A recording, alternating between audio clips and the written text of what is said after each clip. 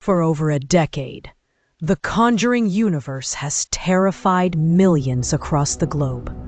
Inspired by the real case files of Ed and Lorraine Warren, these films blur the line between cinema and true horror. But behind every exorcism, every possession, and every haunting on screen lies something darker. Something that whispers through the shadows long after the cameras stop rolling. Tonight, we uncover the truth, the legends, and the horrors that inspired The Conjuring, Last Rites. What you're about to witness may begin as stories, but they end as nightmares. They thought they were just making a movie, but some films invite what they portray. When production began on The Conjuring, Last Rites, the director, Michael Graves, wanted authenticity above all else. Instead of building sets, he chose to shoot inside an abandoned Rhode Island chapel linked to a real possession case from the 1950s. The crew joked about the location being cursed, until accidents began piling up. Heavy lights crashed down with no explanation. Cameras powered off every night at exactly midnight. Sound engineers picked up faint whispers on boom mics even when the room was silent. The lead actress, Ana Lopez, who played a nun, spent long hours alone in the chapel rehearsing. She complained of feeling watched, and one night during the climactic exorcism scene, something horrifying happened. Anna's body stiffened, her eyes rolled back, and she began convulsing violently on the floor. At first, everyone thought she was method acting, until she began speaking fluent Latin. No one had taught her the words. A real priest brought on set, Father Keane, rushed forward and began reciting prayers. Crew members swore the temperature dropped, and Anna's screams were so inhuman they shook the stained glass windows. They captured the entire event on film. But the footage was never released.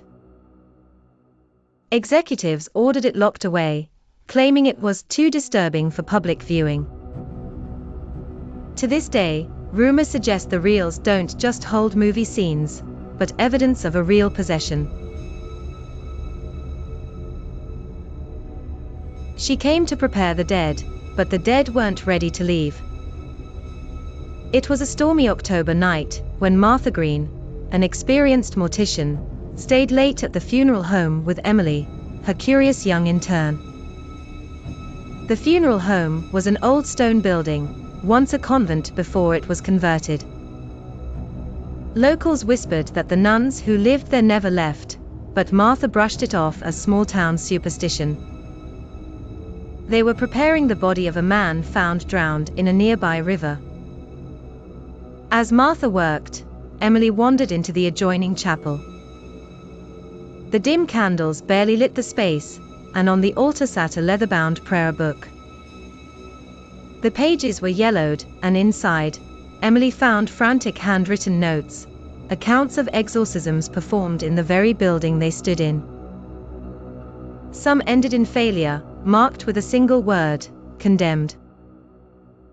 Emily nervously read one of the Latin passages aloud, her voice echoing. Suddenly, the overhead lights in the embalming room flickered, and a deep chill crept into the air. Martha looked up, frowning, as a tall shadow appeared at the far end of the hallway. It was a nun, dressed in black, her veil obscuring her face. At first, Emily thought it was a leftover prop from an old funeral, but then she realized the figure was moving. Every time she blinked, the nun was closer, though her steps made no sound. Emily called for Martha, but Martha saw only an empty hallway. As Emily panicked, the body on the table twitched violently. Its chest rose, though no breath entered its lungs, and its lips parted to whisper prayers in a broken rasp.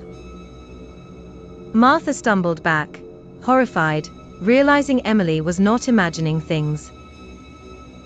The two fled into the chapel, only to find every coffin inside had its lid open. The shadows stretched unnaturally across the floor, and the nun glided through the doorway. As she lifted her veil, her face was revealed, pale, rotting, and eyeless, with black streams running down her cheeks. Behind her, the corpses stirred, their heads turning in unison. Emily grabbed Martha's arm, whispering, "Don't look at her eyes." But it was too late. Martha's gaze locked on the nun, and her body went stiff, her lips moving against her will as if repeating the prayers of the dead. Emily screamed, trying to pull her free. One by one, the corpses sat upright, their mouths gaping wide, releasing a chilling hymn that drowned out all other sound. The nun reached forward with skeletal fingers. Emily's scream tore through the funeral home, then silence. When the storm ended, the building stood quiet once more. The coffins were closed, the book gone from the altar, and no one ever saw Emily again. Sometimes, the priest who delivers last rites needs them himself. Father Callahan had been serving the church for over 40 years, but his faith had been broken decades earlier when he failed to save a young girl during an exorcism. Now, near the end of his life, he received a desperate call from Margaret Hayes, a widow whose husband had died suddenly in their farmhouse. "Please, Father," she pleaded, "he needs a proper farewell." When Callahan arrived, he immediately felt uneasy.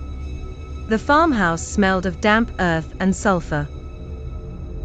Margaret greeted him with hollow eyes, her grief sharp, but strangely cold. She led him into the bedroom, where her husband's body lay.